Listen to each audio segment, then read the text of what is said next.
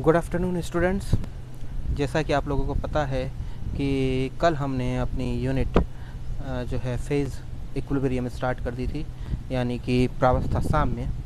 और उसमें जो टर्मिनोलॉजी है, यानी कि जो टर्म्स और उनका जो मीनिंग है वो हम पढ़ रहे थे, जिसमें हमने फेज़ और कंपोनेंट्स के बारे में अच्छे से स्टडी कर लिया था विद एग्जांपल्स। ठीक है, जिसमें हमने फेज़ यानी प्रावस्था को भी अच्छे से समझा था और उसके एग्जांपल्स कर लिए थे, और कंपोनेंट यानी कि घटक को भी अच्छे से पढ़ के उसके एग्जांपल कर लिए थे। तीसरी जो चीज़ है उसके अंदर वो है डिग्री ऑफ फ्रीडम यानी स्वतंत्रता की कोटि। ये हमको पढ़ना था, तो आज हम स्वतंत्रता की कोटि करेंगे और जो गिब्स फेज़ रूल है उसके बारे में भी पढ़ेंगे कि वो कैसे आया और क्या होता है। ठीक है, तो स्टार्ट करते हैं हम स्वतंत्रता की कोटि यानी डिग्री ऑफ फ्रीडम से। तो सबसे पहले हम इसकी डेफिनेशन के अकॉर्डिंग अगर पढ़ें तो किसी भी तंत्र के लिए स्वतंत्रता की जो कोटि होती है वो स्वतंत्र चर जो होते हैं, स्वतंत्र चर मतलब इंडिपेंडेंट वेरिएबल्स, यानी जैसे टेम्परेचर है, प्रेशर है, कंसंट्रेशन है, जो कि डिपेंड नहीं करते, इंडिपेंडेंट वेरिएबल होते हैं, उनकी वह न्यूनतम संख्या है। यानी ज़रूरी नहीं कि ये सारे, है ना, और ऐसा नहीं है कि सिर्फ ये तीन ही होते हैं, ये सिर्फ जस्ट एक एग्जांपल दिया है, टेम्परेचर, प्रेशर एंड कंसंट्रेशन। तो इनमें से वो न्यूनतम संख्या जिसको निश्चित करने से, यानी जिसको हम अगर फिक्स कर दें तो पूरे तंत्र को हम क्या कर सकते हैं, एक्सप्लेन कर सकते हैं। यानी कि जो इंडिपेंडेंट वेरिएबल हैं उनमें से, वो भी सारे नहीं, उनमें से भी केवल वो इंडिपेंडेंट वेरिएबल जिनको फिक्स करने से हम पूरे सिस्टम को क्या कर सकें, एक्सप्लेन कर सकें, वो क्या कहलाती है, स्वतंत्रता की कोटि यानी कि डिग्री ऑफ फ्रीडम कहलाती है। फ्रीडम यानी स्वतंत्र चर, उनकी भी वो न्यूनतम संख्या जिसको अगर हम स्थिर कर दें, वो न्यूनतम संख्या जिसको हम स्थिर कर दें तो उसके थ्रू हम क्या कर सकते हैं, पूरे तंत्र को एक्सप्लेन कर सकते हैं। That is called degree of freedom यानी स्वतंत्रता की कोटि। ठीक है, तो वही चीज़ यहाँ पर जो है हमने इंग्लिश में भी, हिंदी इंग्लिश दोनों लैंग्वेज में लिख रखी है कि the number of degree of freedom of a system is the minimum number of independent variable that must be specified to fix the remaining intensive factor, जो कि क्या करता है, बाकी को फिक्स कर देता है, रिमेनिंग फैक्टर, और to define the system completely, जो पूरे सिस्टम को डिफाइन करे कम्प्लीटली। ठीक है, या फिर इसकी एक और डेफिनेशन दी जाती है, वो क्या है कि परिवर्तनशील कारकों की वह अधिकतम संख्या। ठीक है, परिवर्तनशील कारक यानी कि जो चेंज हो रहे हैं, ठीक है, जो डिपेंडेंट वेरिएबल हैं उनकी वह संख्या, अधिकतम संख्या, जिन्हें प्रावस्था को बिना परिवर्तित किए, जिन्हें क्या किया हम, जिन्हें प्रावस्था को यानी कि फेज़ को बिना चेंज किए, बिना परिवर्तित किए साथ साथ परिवर्तित किया जा सके। ठीक है, यानी ऐसे वेरिएबल्स जिनको हम क्या कर सकते हैं, साथ साथ चेंज कर सकते हैं, बट फेज़ चेंज नहीं होनी चाहिए, यानी प्रावस्था चेंज नहीं होनी चाहिए। अगर प्रावस्था चेंज हो रही है उनको साथ साथ चेंज करने से, तो फिर वो काउंट नहीं होंगे। ठीक है, यानी ऐसे कारक, परिवर्तनशील ऐसे कारक, उनकी वह अधिकतम संख्या जिन्हें प्रावस्था को बिना परिवर्तित किए साथ साथ परिवर्तित किया जा सके, क्या कहलाते हैं, स्वतंत्रता की कोटि कहलाते हैं।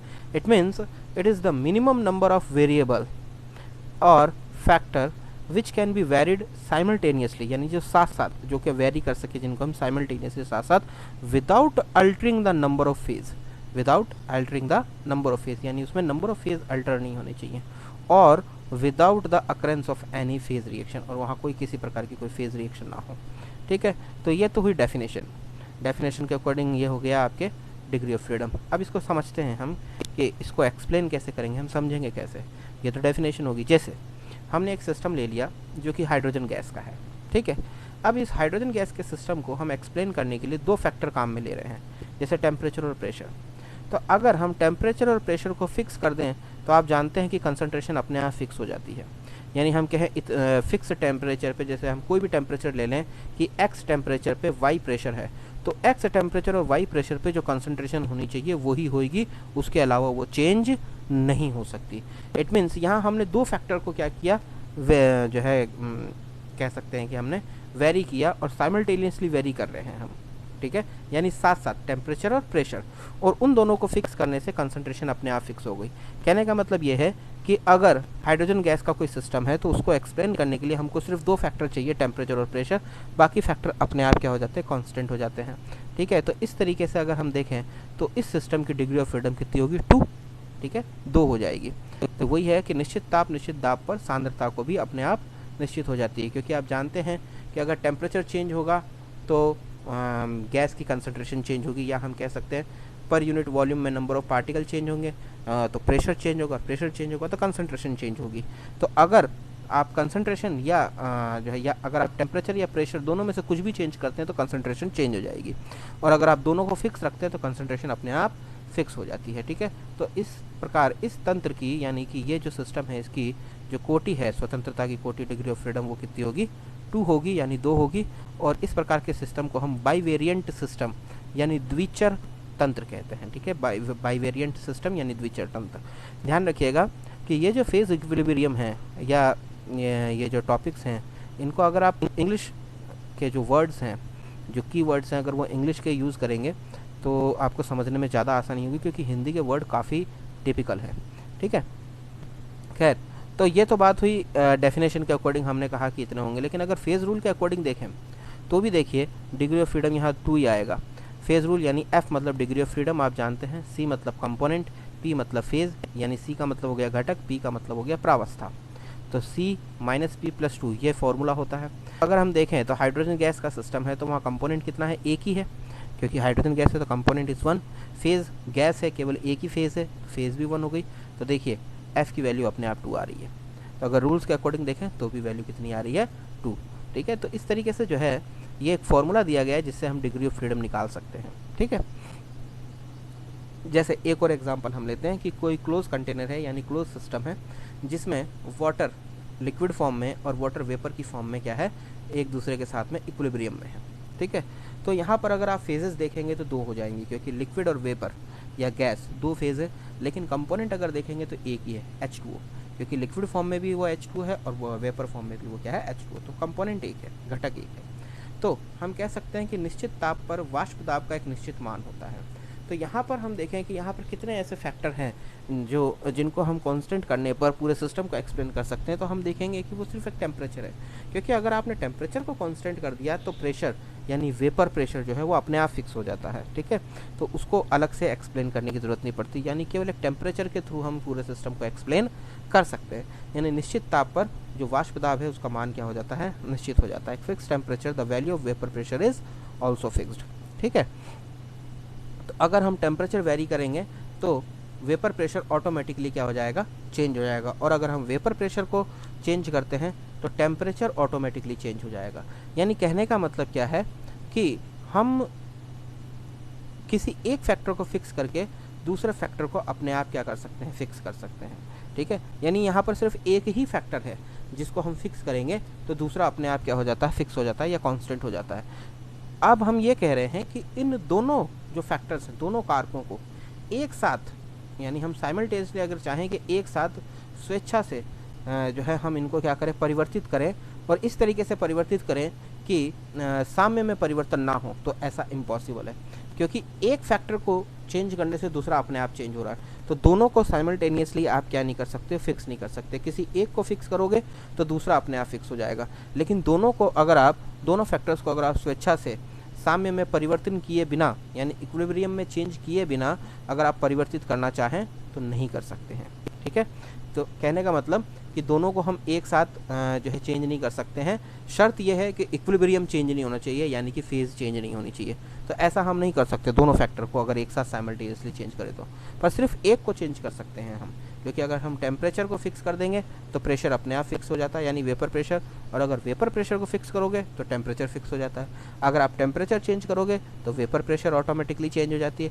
वेपर प्रेशर को अगर आप चेंज करोगे तो टेम्परेचर ऑटोमेटिकली चेंज हो जाता है। तो दोनों को एक साथ नहीं कर सकते, एक को चेंज करने पर दूसरा अपने आप चेंज होता है। इट मीन्स हम ये भी कह सकते हैं कि इस पूरे सिस्टम को, यानी तंत्र को एक्सप्लेन करने के लिए हमें केवल एक ही पैरामीटर, यानी एक ही फैक्टर, टेम्परेचर या प्रेशर को बताना होगा। ठीक है, और जब एक ही फैक्टर को बताना होता है तो ऐसे जो सिस्टम होते हैं उनको एक चर यानी मोनोवेरिएंट सिस्टम कहते हैं। तो हमने जो पहला देखा था हाइड्रोजन गैस वाला सिस्टम, वो कैसा था? बाईवेरिएंट था।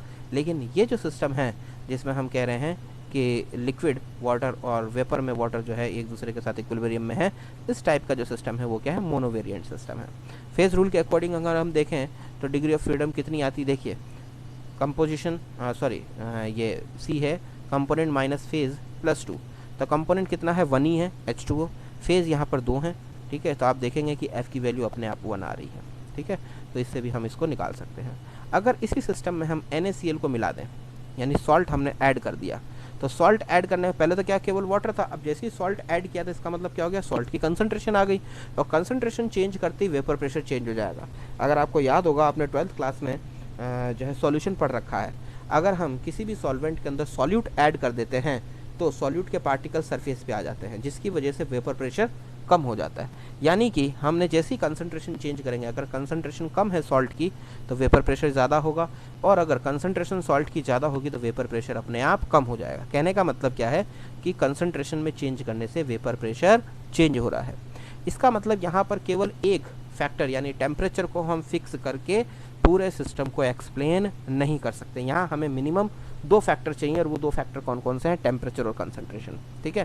क्योंकि आप जानते हैं कि अगर आपको वेपर प्रेशर उतना ही रखना है और कंसंट्रेशन है NaCl की या सॉल्ट की कंसंट्रेशन है, तो आप क्या करोगे, टेम्परेचर को बढ़ा दोगे। जब टेम्परेचर बढ़ाओ तो मॉलिक्यूल्स वेपर में ज़्यादा जाएंगे, और मॉलिक्यूल्स वापस ज़्यादा जाएंगे तो वेपर प्रेशर बढ़ जाएगा। यानी कि सॉल्ट की कंसंट्रेशन की वजह से जो वेपर प्रेशर कम हुआ था वो वापस ऑटोमेटिकली क्या हो जाएगा, बढ़ जाएगा या फिक्स हो जाएगा।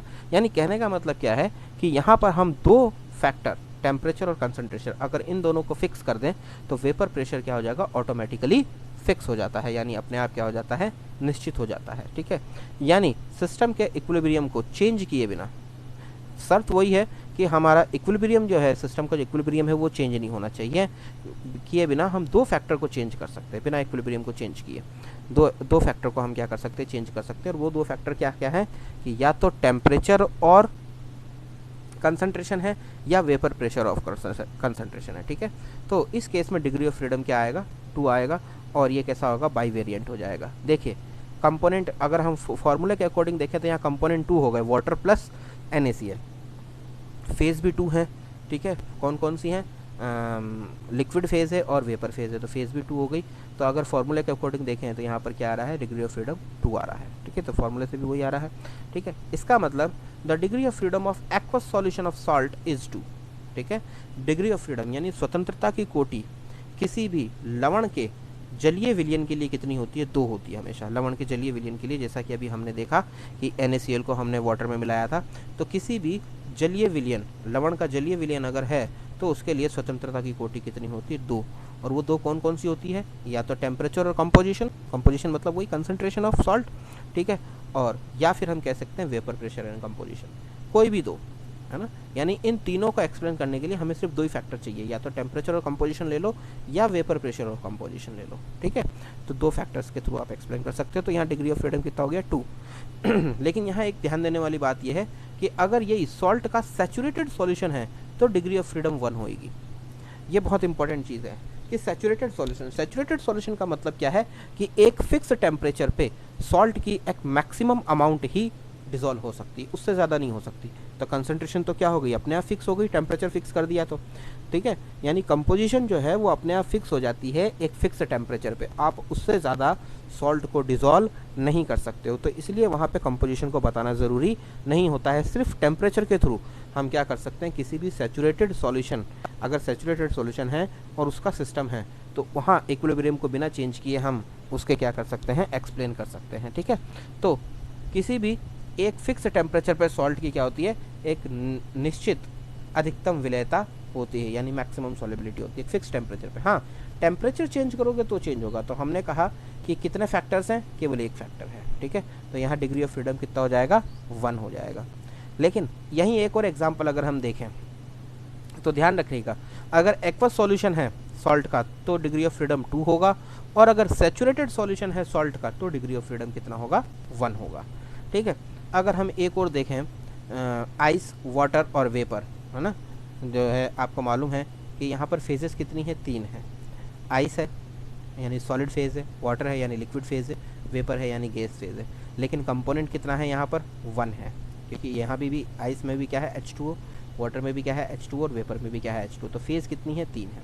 और हम इसका त्रिक बिंदु यानी जो ट्रिपल पॉइंट है उसकी हम बात कर रहे हैं। तो ट्रिपल पॉइंट पर जो त्रिक बिंदु है, उस त्रिक बिंदु पर तीनों प्रावस्थाएं यानी तीनों फेजेस जो हैं वो एक फिक्स टेम्परेचर, और वो टेम्परेचर कितना है 0.0098 डिग्री सेल्सियस, और एक फिक्स टेम्परेचर वो फिक्स प्रेशर, वो प्रेशर कितना है 4.5 mm ऑफ Hg पर साम्यावस्था में विद्यमान रहती है। तीनों एक साथ साम्यावस्था में, बहुत ही रेयर केस होता है कि ये तीनों एक साथ साम्यावस्था में विद्यमान रहती हैं, लेकिन उसके लिए टेम्परेचर और प्रेशर दोनों पहले से ही फिक्स कर दिए गए, यानी दोनों में से हम किसी को भी जो है चेंज नहीं कर सकते। अगर हमने किसी भी एक कारक को भी अगर छेड़ा तो पूरा साम्य क्या हो जाता है, परिवर्तित हो जाता है, यानी कि फेजेस चेंज हो जाती हैं। एक या एक से ज़्यादा फेज में क्या आ जाता है, चेंजेस आ जाता है। यानी कि हम यहाँ पर किसी भी फैक्टर को क्या नहीं कर सकते हैं, चेंज नहीं कर सकते हैं, ठीक है। यानी स्वेच्छा से हम किसी भी कारक को स्थिर नहीं कर सकते, क्योंकि वह पहले से ही क्या हो चुके हैं, स्थिर हो चुके हैं, वो पहले से स्थिर है। टेम्परेचर ऑलरेडी स्थिर है 0.0098 डिग्री सेल्सियस, और प्रेशर भी स्थिर है, यानी कांस्टेंट है 4.55 mm ऑफ Hg, ठीक है। तो किसी को भी हम क्या नहीं कर सकते, यहाँ पे परिवर्तित नहीं कर सकते हैं, ठीक है। तो अगर परिवर्तन किया जाए, किसी भी एक कारक को भी अगर हम परिवर्तित करें, तो एक या एक से अधिक प्रावस्थाएं नष्ट हो जाती हैं, यानी फेजेस जो है वो क्या हो जाती है, डिस्ट्रॉय हो जाती हैं, ठीक है। We cannot fix any factor because they are already fixed. If we want to change any one or more than one factor, then maybe one or more phases are destroyed. इसलिए इस तंत्र की जो स्वतंत्रता की कोटि है वो कितनी है, 0 है, क्योंकि यहाँ पर कोई भी जो है क्या है, फिक्स वेरिएबल नहीं है। इस प्रकार के जो सिस्टम होते हैं उनको हम क्या कहते हैं, शून्य चर या अचर तंत्र कहते हैं, यानी कि इनको हम जीरो वेरिएंट और नॉन वेरिएंट सिस्टम कहते हैं। तो देखिए डिग्री ऑफ फ्रीडम यहाँ पर देखिए, अगर फॉर्मूले के अकॉर्डिंग देखें तो component minus phase plus 2, component तो एक ही है, फेजेस 3 है, प्लस 2, तो देखिए अपने आप क्या आ रहा है, यहाँ 0 आ रहा है, ठीक है। तो ये होता है degree of freedom. I think आप लोगों को अब समझ में आ गया होगा इन एग्जांपल्स के थ्रू कि डिग्री ऑफ फ्रीडम यानी स्वतंत्रता की कोटि क्या होती है, ठीक है। देन उसके बाद में हम यहाँ पर पढ़ेंगे अब जो है आपके नेक्स्ट जो हमको पढ़ना है वो है Gibbs phase law, phase rule, यानी कि गिब्स का प्रावस्था नियम, ठीक है। तो हम यह गिब्स प्रावस्था नियम जो है अब स्टडी करेंगे, ठीक है। तो देखिए गिब्स ने जो है ये सबसे पहले दिया था। अब वैसे तो जो है गिब्स फेज रूल को पढ़ते वक्त मैं आपको बताऊं कि ये आपके लिए जो है डायरेक्ट यहाँ से आप देखेंगे कि काम का आपके लिए जो ऐसे ये यहाँ से है, ये जो है, ठीक है, स्वतंत्रता की कोटि से। लेकिन ये कैसे आया उसको हम यहाँ थोड़ा सा एक्सप्लेन कर रहे हैं इक्विलिब्रियम से, ठीक है। तो ये आपको समझना चाहिए वैसे तो, क्योंकि आपको पता होना चाहिए कि किस तरीके से आया। तो हम बात कर रहे हैं कि किसी भी मल्टी फेज सिस्टम, यानी ऐसा सिस्टम जिसमें एक से ज़्यादा फेजेस हैं, है ना, मल्टी फेज है, यानी उसमें प्रावस्थाएं एक से ज़्यादा हैं, उसमें प्रत्येक फेज़ यानी प्रत्येक प्रावस्था को, एवरी फेज़ को, प्रत्येक प्रावस्था को साम्य अवस्था में रहने के लिए, यानी इक्विलिब्रियम में रहने के लिए यह आवश्यक है कि निम्न साम्य परिस्थितियां संतुष्ट हों। यानी कि किसी भी मल्टी फेज सिस्टम, कोई भी अगर मल्टी फेज सिस्टम है तो उसकी प्रत्येक फेज़ को इक्विलिब्रियम में रहने के लिए, यानी उसकी हर एक फेज़ इक्विलिब्रियम में रहे, इसके लिए ये ज़रूरी है कि मिनिमम 3 प्रकार के जो है ये साम्य संतुष्ट होने चाहिए। कौन कौन से साम्य हैं? एक तो तापीय साम्य यानी थर्मल इक्विलिब्रियम, एक यांत्रिक साम्य यानी मैकेनिकल इक्विलिब्रियम, और तीसरा है रासायनिक साम्य यानी केमिकल इक्विलिब्रियम। थर्मल इक्विलिब्रियम का मतलब क्या है कि प्रत्येक फेज़ में, यानी एवरी फेज़, सिस्टम की एवरी फेज़ में टेम्परेचर कांस्टेंट रहे। कब? इक्विलिब्रियम पे। ये सारी चीज़ें इक्विलिब्रियम पे हो रही हैं, यानी कि at equilibrium temperature is constant in every phase of system, यानी साम्य अवस्था पर प्रत्येक प्रावस्था में ताप क्या रहे, निश्चित रहता है, ठीक है। तो क्या हो गया? थर्मल इक्विलिब्रियम हो। देन उसके बाद है मैकेनिकल इक्विलिब्रियम। इसका मतलब क्या है कि साम्य अवस्था पर प्रत्येक प्रावस्था का दाब क्या रहे, प्रत्येक प्रावस्था में दाब क्या रहे, निश्चित रहे, यानी कांस्टेंट रहे, तो वो क्या कहलाता है? Mechanical equilibrium. प्रेशर कांस्टेंट हो गया। तो तीसरा है केमिकल इक्विलिब्रियम यानी कि रासायनिक साम्य। इसका मतलब क्या है कि इक्विलिब्रियम पे यानी साम्य अवस्था पे प्रत्येक फेज में, यानी कि प्रत्येक प्रावस्था में किसी कंपोनेंट का, और कंपोनेंट क्या है? आई कंपोनेंट है, यानी किसी भी कंपोनेंट का जो केमिकल पोटेंशियल होता है, यानी रासायनिक विभव जो है, जिसको हम न्यू से रिप्रेजेंट कर रहे हैं यहाँ पर, वो क्या होना चाहिए? इक्वल होना चाहिए। तो देखिए 3 इक्विलिब्रियम होने चाहिए: थर्मल इक्विलिब्रियम, मैकेनिकल इक्विलिब्रियम और केमिकल इक्विलिब्रियम। तीनों इक्विलिब्रियम की बात हम कहाँ कर रहे हैं, हम बात कर रहे हैं इक्विलिब्रियम पे यानी साम्यावस्था पे। पहली चीज़ तो ये कि साम्यावस्था पे बात करेंगे। दूसरी चीज़ कि सभी प्रावस्थाओं में अगर ताप उस इक्विलिब्रियम पे जितनी भी प्रावस्थाएं हैं उनमें जो टेम्परेचर है अगर वो फिक्स है या निश्चित है तो थर्मल इक्विलिब्रियम होगा। अगर सभी प्रावस्थाओं में दाब निश्चित है साम्यावस्था पर यानी इक्विलिब्रियम पे तो मैकेनिकल इक्विलिब्रियम होगा। और इक्विलिब्रियम पर ही अगर सभी प्रावस्थाओं में जितने भी कंपोनेंट हैं, अब कंपोनेंट एक हो सकता है, एक से ज़्यादा हो सकता है, तो हमने यहाँ ले लिया आई कंपोनेंट, तो जितने भी कंपोनेंट हैं उन सब का जो केमिकल पोटेंशियल है यानी रासायनिक विभव है वो भी क्या होना चाहिए, समान होना चाहिए यानी इक्वल होना चाहिए। ठीक है, ये तीनों जो है इक्विलिब्रियम होते हैं। तो अब ये कैसे होगा, केमिकल इक्विलिब्रियम कैसे जो है इक्वल होगा, केमिकल पोटेंशियल यानी न्यू किस तरीके से इक्वल होगा, वो हमने यहाँ पर एक्सप्लेन किया है। कि मान लिया हमने एक सिस्टम है जो कि इक्विलिब्रियम में है जिसकी पी फेजेस हैं, है ना, फेज़ कितनी है, पी फेजेस हैं, जिनको हमने डिनोट किया है अल्फ़ा बीटा गामा, और इसके आगे भी और हो सकती हैं, और एंड कहाँ तक हो रही है, पी तक, अल्फ़ा बीटा गामा और पी फेजेस हैं, जिनमें सी कंपोनेंट है, कंपोनेंट्स को हमने डिनोट किया है 1 2 3 और सी तक। ठीक है, टोटल आई कंपोनेंट्स हैं जो कि, ठीक है। हमने कहा टेम्परेचर और प्रेशर कांस्टेंट है, इट मीन्स टेम्परेचर और प्रेशर जो है वो इक्वल है हर एक फेज़ में। तो हर एक फेज़ में जब टेम्परेचर इक्वल है तो हर एक फेज़ के अंदर जो डिफरेंट कंपोनेंट्स हैं यानी कि जो अलग अलग जो घटक हैं उनके केमिकल पोटेंशियल को यानी उनके जो रासायनिक विभव है या उनके जो आंशिक मोल मुक्त ऊर्जा यानी फ्रैक्शनल मोल फ्री एनर्जी है उसको हम इस तरीके से रिप्रेजेंट करते हैं। कैसे रिप्रेजेंट करेंगे, देखिए न्यू 1 अल्फ़ा, न्यू क्या है, केमिकल पोटेंशियल, 1 क्या है, कंपोनेंट है, यानी ए पहले कंपोनेंट का केमिकल पोटेंशियल किसमें, अल्फ़ा फेज़ में। ध्यान से देखिएगा, अल्फ़ा बीटा गामा क्या है, फेज़ है, 1 2 3 क्या है, कंपोनेंट है, और म्यू क्या है, यह है केमिकल पोटेंशियल। यानी कि घटक एक, जो घटक पहला जो घटक था उसका अल्फ़ा प्रावस्था के अंदर जो केमिकल पोटेंशियल है वो ये है, बीटा प्रावस्था में जो उसका पोटेंशियल है वो ये है, और ऐसे करते जाएंगे, करते अल्फ़ा बीटा गामा ऐसे लेके हम देखेंगे कि जो पी प्रावस्थाएं हैं उसमें उसका केमिकल पोटेंशियल क्या है, ये है, किसका, घटक एक का। ऐसे ही घटक बी का ये है केमिकल पोटेंशियल, और ऐसे ही हम जब टोटल हमने देखा घटक 3 है, घटक 4 है, यानी कंपोनेंट 3 4 5 6 ऐसे चलते जाएगा, तो टोटल कंपोनेंट कितने, सी। तो सी कंपोनेंट का जो अल्फ़ा फेज़ है उसमें केमिकल पोटेंशियल क्या है, म्यू सी अल्फ़ा। सी कंपोनेंट का बीटा फेज़ में जो है केमिकल पोटेंशियल क्या है, म्यू सी बीटा। और सी कंपोनेंट का जो केमिकल पोटेंशियल है पी फेजेस के अंदर वो कितना है, म्यू सी पी। इस तरीके से हम इसको रिप्रेजेंट करते हैं। अब हमने मान लिया कि इनफाइनाइट सिमिली अमाउंट यानी सूक्ष्म मात्रा में कंपोनेंट में से जो है जो कंपोनेंट है डी मोल उसके, है ना, एन क्या होता है, total number of mole, D मतलब स्मॉल अमाउंट में, एकदम सूक्ष्म मात्रा में डी मोल एक फेज़ से दूसरी फेज़ में स्थानांतरित हो रहे हैं यानी ट्रांसफ़र हो रहे हैं। ठीक है, कांस्टेंट टेम्परेचर और कांस्टेंट प्रेशर पर, यानी थर्मल इक्विलिब्रियम और मैकेनिकल इक्विलिब्रियम तो चलेगा ही साथ साथ। ठीक है, और उसमें क्या हो रहा है कि डी मोल यानी स्मॉल अमाउंट एक फेज़ से दूसरे फेज़ में क्या हो रहे हैं, ट्रांसफ़र हो रहे हैं। ठीक है, तो सिस्टम कैसा है आपको मालूम है, क्लोज सिस्टम है, इक्विलिब्रियम पे है। ठीक है, पूर्ण बंद निकाय है, साम्यावस्था में है, तो उसका समीकरण क्या हो जाएगा, यानी चेंज इन गिव्स फ्री एनर्जी जो हो जाएगी D G is equal to minus S T T plus V D P. ये फॉर्मूला आप जानते हैं, इसमें एक चीज़ जोड़ दी जाएगी plus summation of mu I D N I. ये क्या है, आई जो कंपोनेंट्स हैं उनका केमिकल पोटेंशियल और आई जो कंपोनेंट्स हैं उनके डी एन मोल जो कि क्या हो रहे थे, चेंज हो रहे थे।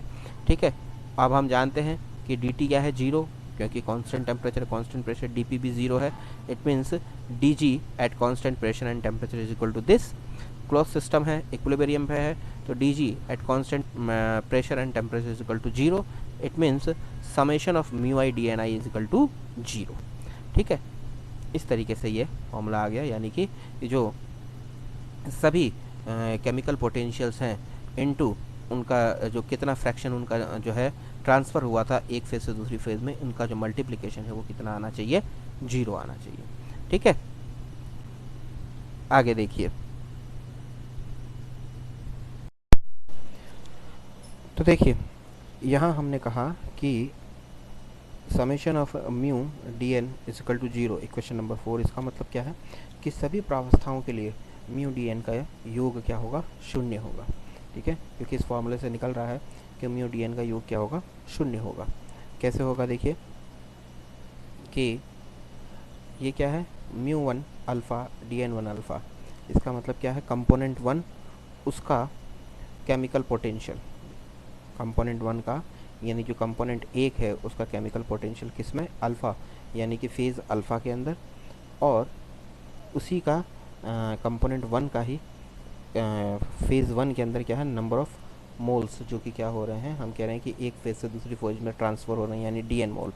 ठीक है, जो small infinite Simli small quantity जो है ये वो है।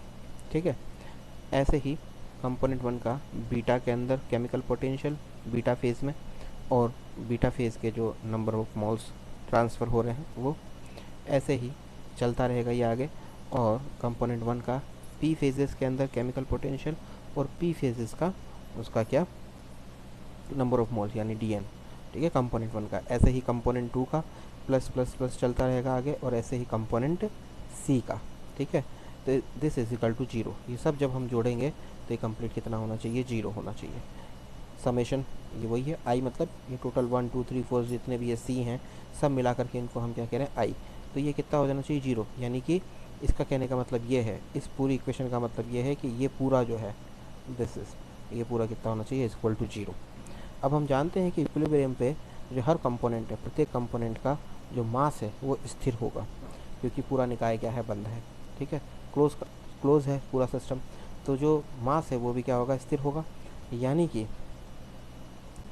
जो हम बात कर रहे हैं कि जो नंबर ऑफ मोल्स जो है चेंज हो रहे हैं या ट्रांसफ़र हो रहे हैं एक फेज़ से दूसरी फेज़ में, तो उनका जो टोटल है वो कितना होना चाहिए, जीरो होना चाहिए। यानी डी एन वन, वन का जो कंपोनेंट है अल्फ़ा फेज़ में, वन का कंपोनेंट बीटा फेज़ में, प्लस वन का कंपोनेंट, वन कंपोनेंट के number of moles P phase में, कंपोनेंट नंबर टू के मोल अल्फ़ा फेज़ में, कंपोनेंट नंबर टू के मोल बीटा फेज़ में, कंपोनेंट नंबर टू के मोल पी फेज़ में, ऐसे ही सी फेज़ में। तो ये सब इक्वल टू कितने होंगे, जीरो होंगे। ये हो गई आपकी इक्वेशन नंबर 6 हो गई। ठीक है, तो इक्वेशन नंबर 4 के व्यंजन को अगर शून्य रखना है, दिस वन, अगर ये हम mu I D N is equal to zero, अगर हम चाहते हैं कि ये शून्य रहे, यानी कि अगर ये ज़ीरो रहे, तो घटकों के मोलों की संख्या, यानी जो कंपोनेंट्स के नंबर ऑफ मोल्स है उनकी संख्या में जो संभावित बदलाव, यानी हम कह रहे हैं ना कि जो D N number of moles हैं, यानी infinitesimally number of moles जो डी एन है वो चेंज हो रहे हैं, एक फेज़ से दूसरी फेज़ में ट्रांसफ़र हो रहे हैं, यानी एक फेज़ से दूसरी फेज़ में ट्रांसफ़र हो रहे हैं, उनमें जो मोलों की संख्या में जो बदलाव है, यानी डी एन जो है उसके लिए यह आवश्यक है, उसके लिए आवश्यक है। ठीक है, उसके लिए आवश्यक क्या है, ये चीज़ कि ये जो चेंजेस है वो इक्वल टू कितना होना चाहिए, जीरो होना चाहिए। ठीक है, देखिए वो म्यू आई कह दो, या ऐसे हमने ये लिख रखा है, इसको इस तरीके से भी लिख सकते हैं, summation of mu I alpha यानी कि जो कंपोनेंट आई है उसका अल्फ़ा में केमिकल पोटेंशियल, और कंपोनेंट आई जो है उसके नंबर ऑफ मोल्स जो चेंज हो रहे हैं अल्फ़ा में, उसका पूरा समेशन, यानी कि बेसिकली ये पूरा, इस पूरे को हम ऐड कर दें समेशन। ऐसे ही ये पूरा ऐड जो बीटा के अंदर है, फिर ऐसे ही ये पूरा ऐड कर दें गामा वाला, और ऐसे ही हम पूरा ऐड कर दें सी वाला, तो ये सारा समेशन हो जाएगा, ये इजिकल टू जीरो। इसको हम, इस पूरे को हम ये एक लाइन में भी इस तरीके से लिख सकते हैं। ठीक है, तो हम कह रहे हैं कि यदि इक्वेशन 4 का जो फंक्शन है, जो व्यंजन है, उसको अगर हमें ज़ीरो रखना है, तो कंपोनेंट्स के जो मोलों की संख्या में जो बदलाव हो रहा है, यानी डी एन जो बदलाव हो रहा है, infinitesimally number of moles change हो रहे हैं डी एन उनके लिए ये आवश्यक है कि उन पे जो समीकरण नंबर 6 के अनुसार केवल एक ही प्रतिबंध लगाया जाता है। ये इक्वेशन नंबर 6 के अकॉर्डिंग उन पे क्या है, एक ही रेस्ट्रिक्शन लगा हुआ है, और वो रेस्ट्रिक्शन ये है कि जो टोटल नंबर ऑफ मोल्स में जो चेंजेस है वो इजिकल टू जीरो है। ठीक है, टोटल नंबर ऑफ चेंज जो हो रहे हैं मोल्स वो क्या है, जीरो, क्योंकि आपन ने कहा कि क्लोज कंटेनर है, ठीक है, और निकाय बंद है, और मास जो है वो स्थिर है, यानी कि एक से दूसरी फेज़ में जो नंबर ऑफ मोल्स चेंज हुए तो कुछ मास चेंज होना चाहिए था, लेकिन उस दूसरी से तीसरी में चेंज हो रहे हैं, तीसरी से चौथी में चेंज हो रहे हैं, तो जो टोटल चेंज हो रहा है मास में वो कितना हो रहा है, जीरो हो रहा है, क्योंकि मास क्या है, फिक्स होता है। ठीक है, कंपोनेंट्स का मास है फिक्स, और पूरा कंटेनर जो है या जो पूरा सिस्टम है वो क्लोज है। यानी ओवरऑल सिस्टम में देखा जाए तो मास में कोई भी चेंज नहीं हुआ। वैसे देखोगे तो हर फेज़ के अंदर थोड़ा बहुत मास चेंज हो रहा है कंपोनेंट्स का, लेकिन टोटली अगर देखें तो कोई चेंज नहीं हो रहा। तो ये एक रेस्ट्रिक्शन हम लगा रहे हैं इसके अंदर, तो इसके अकॉर्डिंग यह आवश्यक है, ठीक है। तो इन order that equation 4 remains 0 for all variation of n subject to the restriction imposed by equation 6, we must have the following requirement। और रिक्वायरमेंट क्या है कि जो कंपोनेंट 1 का केमिकल पोटेंशियल है, कंपोनेंट 1 का जो केमिकल पोटेंशियल है अल्फ़ा फेज़ में, वो इक्वल होगा बीटा फेज़ के केमिकल पोटेंशियल से, वो इक्वल होगा, यानी सब फेजेस में जो केमिकल पोटेंशियल है वो क्या होगा, इक्वल होगा। तो ये चीज़ जो है ज़रूरी है कि जो केमिकल पोटेंशियल है हर कंपोनेंट का वो सभी फेज़ों में क्या होना चाहिए, इक्वल होना चाहिए। जैसे अल्फ़ा, बीटा और गामा, अल्फ़ा, बीटा, गामा या पी फेजेस, सभी पी फेजेस के अंदर कंपोनेंट 1 का जो केमिकल पोटेंशियल है वो इक्वल होगा, जो कंपोनेंट 2 का केमिकल पोटेंशियल है वो सभी फेजेस में इक्वल होगा, और कंपोनेंट 3 का जो केमिकल पोटेंशियल है सभी फेजेस में इक्वल होगा। इसी तरीके से हम कह सकते हैं कि जो सी कंपोनेंट्स है, यानी जितने सारे कंपोनेंट्स हैं उन सब का जो केमिकल पोटेंशियल है वो हर फेज़ में क्या होगा, इक्वल होगा, ठीक है। तो इस समीकरण नंबर 7 से ये स्पष्ट होता है, ये एक्सप्लेन होता है कि जब किसी भी सिस्टम जिसमें कि डिफरेंट कंपोनेंट्स वाली बहुत सारी फेजेस हों यानी जिसके अंदर बहुत सारे घटकों वाली बहुत सारी क्या हो प्रावस्थाएं उपस्थित हों, और वो एट कांस्टेंट टेम्परेचर और कांस्टेंट प्रेशर पे, यानी कि जहाँ पर ताप और दाब स्थिर हो और वो हर तरफ समान हो, यानी हर फेजेस में इक्वल हो, उसके लिए पूर्णतः इक्विलिब्रियम में, यानी कि कंप्लीट अगर हम कह रहे हैं इक्विलिब्रियम में, प्रत्येक घटक यानी कि जो कंपोनेंट है उसका केमिकल पोटेंशियल सभी प्रावस्थाओं में क्या होगा, समान होगा। ये जो चीज़ है इसको यहाँ हमने लैंग्वेज में लिखा है कि ऐसा सिस्टम जिसमें एक से ज़्यादा फेजेस हैं, यानी बहुत सारी फेजेस और उसमें बहुत सारे कंपोनेंट्स हैं, और वो सभी कांस्टेंट टेम्परेचर और कांस्टेंट प्रेशर पे है, यानी टेम्परेचर और कांस्टेंट जो है वो हर फेजेस के अंदर क्या है, इक्वल है, टेम्परेचर और प्रेशर। तो कंप्लीट इक्विलिब्रियम की कंडीशन में जो कंपोनेंट्स हैं, जो एवरी कंपोनेंट्स यानी हर एक कंपोनेंट्स का जो केमिकल पोटेंशियल है उस सभी फेजेस के अंदर यानी सभी प्रावस्थाओं में क्या होगा, इक्वल होगा, इक्वेशन नंबर 7 के अकॉर्डिंग, ठीक है। तो घटक यानी कि जो कंपोनेंट की जो विशेष परिस्थितियां हैं, यानी स्पेशल जो कंडीशंस हैं, उनमें जो इनकी फ्रैक्शनल मोलर फ्री एनर्जी है वो मोलर फ्री एनर्जी के क्या हो जाएगी, बराबर हो जाएगी, यानी fractional molar free energy is equal to molar free energy, ठीक है। तो अब हम जो है फेज़ रूल को क्या करेंगे, एक्सप्लेन करेंगे यानी प्रतिपादित करेंगे। तो यहाँ से बेसिकली आपका मेन शुरू होता है, जो कि प्रावस्थाओं की संख्या यानी नंबर ऑफ़ फेजेस को नंबर ऑफ़ कंपोनेंट्स के साथ में जोड़ता है, या किस तरीके से जोड़ता है वो ये है, ठीक है। यानी कि फेज़ रूल जो है वो नंबर ऑफ़ फेजेस को नंबर ऑफ़ कंपोनेंट्स के साथ किस तरीके से एक्सप्लेन करता है वो ये है, P + F = C+2। F आप जानते हैं डिग्री ऑफ फ्रीडम है, ठीक है। तो नंबर ऑफ़ फेजेस अगर ज़्यादा है, नंबर ऑफ़ कंपोनेंट्स अगर ज़्यादा है, तो यहाँ तक हो गया ये इस तरीके से। उसके बाद ये फेज़ रूल आता है कि नंबर ऑफ़ फेजेस को नंबर ऑफ़ कंपोनेंट्स को जो कि एक साथ जोड़ता है, इस तरीके से, ठीक है। तो इक्विलिब्रियम पे हमने मान लिया कि कोई हेट्रोजीनियस सिस्टम है, ठीक है, यानी साम्यावस्था है, विषमांगी तंत्र है, ठीक है। यानी विषमांगी तंत्र का मतलब उसमें एक से ज़्यादा प्रावस्थाएं हैं और उनके अंदर सी कंपोनेंट्स हैं, ठीक है, सी कंपोनेंट्स हैं डिस्ट्रीब्यूटेड इन पी फेजेस। तो वहाँ डिग्री ऑफ फ्रीडम क्या होगी सिस्टम की, ठीक है। तो डिग्री ऑफ फ्रीडम जो है वो इक्वल होगी नंबर ऑफ़ इंडिपेंडेंट वेरिएबल के, ठीक है। तो यहाँ पर जो डिग्री ऑफ फ्रीडम है it is equal to the number of independent variable, यानी जो निकाय की स्वतंत्रता की कोटि है उसकी संख्या जो आत्मनिर्भर चर हैं उनकी संख्या के बराबर होगी, ठीक है। आत्मनिर्भर चरों की उस संख्या के बराबर होगी जिनको निकाय की पूर्ण रूप से व्याख्या करने के लिए फिक्स कर दिया जाता है, ठीक है। यानी कि जब इस टाइप का कोई हेट्रोजीनियस इक्विलिब्रियम सिस्टम है, हेट्रोजीनियस सिस्टम है जो कि इक्विलिब्रियम पे है जिसमें पी फेजेस के अंदर सी कंपोनेंट्स हैं, तो वहाँ डिग्री ऑफ फ्रीडम कैसे निकालेंगे कि वहाँ डिग्री ऑफ फ्रीडम जो है उन इंडिपेंडेंट वेरिएबल की संख्या के बराबर होती है, यानी कि it is equal to the number of independent variable, या निकाय की जो स्वतंत्रता की कोटि है वो आत्मनिर्भर चरों की उस संख्या के बराबर होती है। किस संख्या के बराबर, याद कीजिए डिग्री ऑफ फ्रीडम की डेफिनेशन जिसमें हमने कहा था कि आत्मनिर्भर या इंडिपेंडेंट वेरिएबल की उस संख्या के बराबर होती है जिनको हम क्या करते हैं, फिक्स करके पूरे सिस्टम को एक्सप्लेन कर सकें, यानी आत्मनिर्भर चरों की उस संख्या के बराबर होती है जिनको निकाय की पूर्ण रूप से व्याख्या करने के लिए फिक्स कर दिया जाता है। वही बात आ गई, यानी कि जिनको हम क्या करते हैं, अगर कांस्टेंट कर दें तो हम क्या कर सकते हैं, सिस्टम को एक्सप्लेन कर सकता है। अगर आप डिग्री ऑफ फ्रीडम की डेफिनेशन देखें तो वो यही है कि मिनिमम ऐसे इंडिपेंडेंट वेरिएबल जिनको फिक्स करके हम क्या कर सकते हैं, पूरे सिस्टम को एक्सप्लेन कर सकते हैं, that is called the degree of freedom. ठीक है, तो यहाँ पर वही चीज़ है कि फिक्स करके हम क्या कर सकते हैं, ऐसे कंपोनेंट्स को फिक्स करके डिग्री ऑफ फ्रीडम को हम निकाल सकते हैं। ठीक है, और हमने कहा कि ऐसे चरों को फिक्स करके, ठीक है, अब बात यह है कि ऐसे चरों की संख्या कहाँ से निकलेगी, जो टोटल वेरिएंट है ना, ऐसे वेरिएबल्स की संख्या कैसे निकालेंगे हम, कि जो टोटल वेरिएंट है उसमें से उन वेरिएंट्स को घटा देंगे जो जिनको हम क्या करते हैं, साम्यावस्था पर स्वतः परिभाषित हो जाती हैं, यानी जो साम्यावस्था पर अपने आप ही क्या हो जाती हैं, एक्सप्लेन हो जाती हैं। ठीक है, यानी जैसे हमने टेम्परेचर और प्रेशर है फॉर एग्जांपल, तो टेम्परेचर को चेंज करने पर प्रेशर अपने आप एक्सप्लेन हो रहा है। तो यानी कि प्रेशर क्या है, यानी टेम्परेचर और प्रेशर तो क्या हो गए, दो कंपोनेंट हो गए या दो वेरिएंट हो गए टोटल। अब उनमें से जो चेंज करने वाला है या फिक्स करने वाला वो क्या है, टेम्परेचर, और उसको फिक्स करने पर प्रेशर अपने आप फिक्स होता है। यानी कि हम प्रेशर को क्या कह रहे हैं यहाँ पर, वो चीज़ कह रहे हैं कि जो इक्विलिब्रियम पे अपने आप यानी स्वतः ही क्या हो जाता है, परिभाषित हो जाता है। यानी नंबर ऑफ़ इंडिपेंडेंट वेरिएबल कहाँ से निकालेंगे, टोटल नंबर ऑफ़ वेरिएबल है उसमें से जो सेल्फ डिफाइंड वेरिएबल हैं इक्विलिब्रियम पे उनको माइनस कर देंगे तो नंबर ऑफ़ इंडिपेंडेंट वेरिएबल आ जाएंगे। जैसे कि टेम्परेचर, प्रेशर, कंसंट्रेशन, 3 वेरिएबल है फॉर एग्जांपल, लेकिन अगर हम टेम्परेचर और प्रेशर को अगर फिक्स कर दें तो कंसंट्रेशन अपने आप क्या हो जाती है, एक्सप्लेन हो जाती है।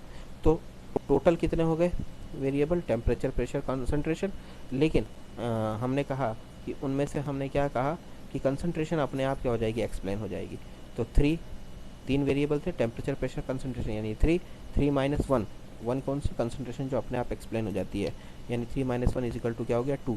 तो इंडिपेंडेंट वेरिएबल कितने आ गए, 2 आ गए।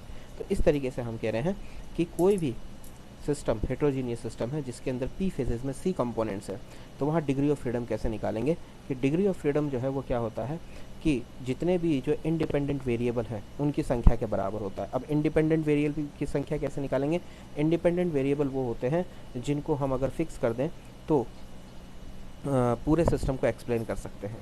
ठीक है, और इंडिपेंडेंट वेरिएबल की संख्या कैसे निकालेंगे हम, कि जो टोटल नंबर ऑफ़ वेरिएबल्स हैं उनमें से हम उन वेरिएबल्स को घटा देते हैं जो साम्यावस्था पे अपने आप परिभाषित हो जाते हैं, यानी अपने आप एक्सप्लेन हो जाते हैं। यानी number of independent variable equals to total number of variables minus self defined variable at equilibrium. ठीक है, तो प्रावस्था यानी फेज़ और सी कंपोनेंट्स उपस्थित हों, यानी किसी प्रावस्था में सी कंपोनेंट्स उपस्थित हों तो उसका कंपोजिशन जो है, इसका संगठन जो है हम कैसे निकालते हैं, C-1 सांद्रता पदों से दिया जाता है। तो C-1 सांद्रता पदों से क्यों दिया जाता है, क्योंकि मान लीजिए कि एक को छोड़ करके सभी कंपोनेंट्स के अगर आपको कंसंट्रेशन पता है, C-1 इसलिए लेते हैं क्योंकि टोटल कंपोनेंट्स हो गए C-1, तो कंपोजिशन कैसे निकालेंगे, C-1 कंसंट्रेशन स्टेप से दिया जाता है। तो अगर आपको एक को छोड़ के सभी कंपोनेंट्स की कंसंट्रेशन पता है तो अंतिम जो कंपोनेंट है उसकी कंसंट्रेशन क्या होगी, बची हुई कंसंट्रेशन के बराबर होगी। मान लीजिए 6 कंपोनेंट्स है, 5 के आपको पता है, तो 6 माइनस 1 5, क्योंकि आप 5 को ही बताएंगे, छठी तो जो बची हुई कंसंट्रेशन है वो उसी की होगी। ठीक है, तो कहने का मतलब यह है कि C-1 सांद्रता पदों से क्या दिया जाता है, उसकी कंपोजिशन दी जाती है। कोई भी सिस्टम जिसमें प्रावस्था जिसमें C कंपोनेंट्स हैं तो उसकी कंपोजिशन C-1 कंसंट्रेशन जो पद हैं उनसे हम देते हैं, क्योंकि यदि एक को छोड़कर सभी कंपोनेंट्स की कंसंट्रेशन अगर ज्ञात है तो अंतिम घटक की जो कंसंट्रेशन है, यानी जो लास्ट कंपोनेंट है उसकी कंसंट्रेशन बची हुई कंसंट्रेशन के बराबर होगी। तो ये तो क्या हुई, एक कंपोनेंट की हम बात कर रहे हैं कि एक कंपोनेंट की हम कंसंट्रेशन ऐसे देंगे, लेकिन हम तो कह रहे हैं यहाँ पर क्या है, पी फेजेस के अंदर टोटल पी फेजेस की कंपोजिशन निकालनी है, तो वो क्या हो जाएगा, C-1 को पी से मल्टीप्लाई कर देंगे। पी फेजेस में टोटल कंपोजिशन कैसे हो जाएगी, पी मल्टीप्लाई बाय C-1, तो इतने कंसंट्रेशन स्टेप्स की हमको क्या होगी, ज़रूरत होगी।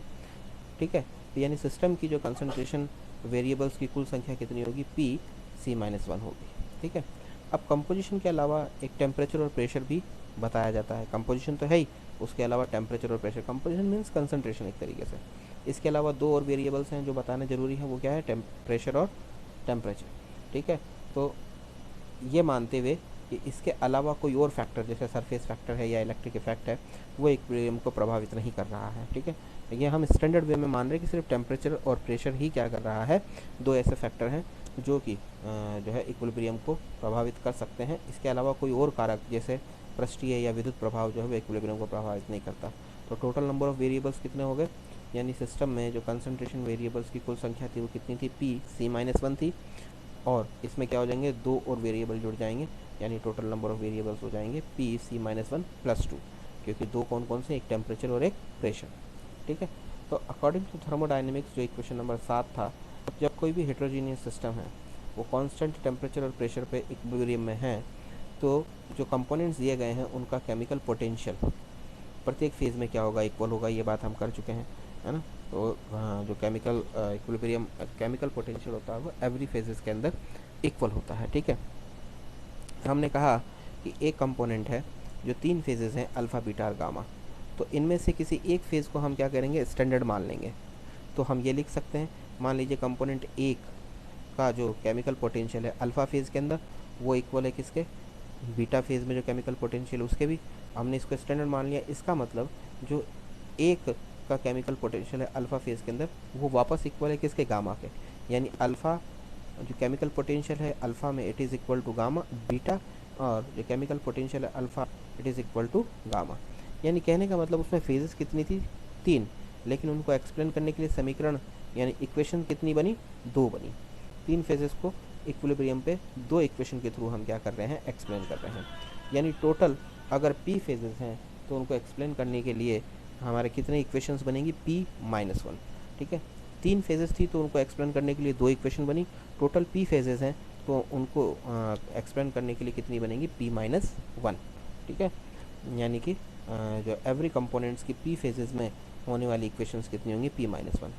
तो अगर हम कहें ये तो क्या होगी प्रत्येक कंपोनेंट की, ठीक है, और हमारे पास कंपोनेंट कितने हैं, टोटल c है, और उनको क्या है, p फेजेस में होने वाली इक्वेशंस या c घटकों के लिए जो टोटल नंबर ऑफ वेरिएबल्स होंगे इक्विलिब्रियम पे वो क्या हो जाएंगे, इसको c से मल्टीप्लाई कर देंगे, यानी c p माइनस 1। ठीक है, इट मीन्स केमिकल पोटेंशियल जो टेम्परेचर प्रेशर और कंपोजिशन का क्या है, फलन है, यानी जिसको हम कहते हैं फंक्शन है। इसका मतलब है कि प्रत्येक समीकरण एक वेरिएबल को प्रदर्शित करती है, यानी हर इक्वेशन जो है वो एक वेरिएबल यानी एक चर को प्रदर्शित कर रही है। तो ऐसे चरों की संख्या जो अज्ञात है, ठीक है, वो कितनी होगी, वो क्या होगी, ये जो इक्वेशन थी इसमें से इस इक्वेशन को माइनस कर देंगे। आपको याद होगा ये वाली इक्वेशन, ये जो यहाँ बनी थी अपनी, टोटल नंबर ऑफ वेरिएबल्स, ठीक है, और ये क्या थी, सी घटकों के लिए चरों की संख्या। ठीक है, ये तो सी के लिए होगी चरों की संख्या, ये टोटल हो गई, तो टोटल में से सी वाली माइनस कर देंगे। तो ऐसे वेरिएबल्स जो अज्ञात या अननोन रहते हैं वो इस तरीके से निकल जाएंगे, यानी P C minus P plus 2 minus C P plus C, तो पी सी से सी पी कट जाएगा। ठीक है, it means C minus P plus 2। तो इस सिस्टम को पूर्णतः कम्प्लीटली यानी एक्सप्लेन करने के लिए, पूर्णतः परिभाषित करने के लिए इन चरों की संख्या को स्वेच्छा से निश्चित कर दिया जाता है। किन चरों की संख्या को, इनको, यानी कंपोनेंट माइनस फेजेस प्लस 2 ये होता है। तो इनको हम क्या कर देते हैं, स्वेच्छा से क्या कर देते हैं, फिक्स कर देते हैं, यानी निश्चित कर देते हैं। इसीलिए ये सिस्टम की स्वतंत्रता की कोटि के बराबर होती है। ठीक है, इसीलिए ये क्या डिग्री ऑफ फ्रीडम के इक्वल होती है। इसीलिए हम इसको लिखते हैं F is equal to C minus P plus 2, यानी कि F plus P is equal to C plus 2। ठीक है, ये फेज रूल है जो किसने दिया था, गिब्स ने दिया था। ओके, इसके बाद में अपने को जो है 1 सिस्टम करने हैं, जो हम करेंगे 1 कंपोनेंट सिस्टम, 2 कंपोनेंट सिस्टम, जो कल स्टडी करेंगे। Okay, thank you.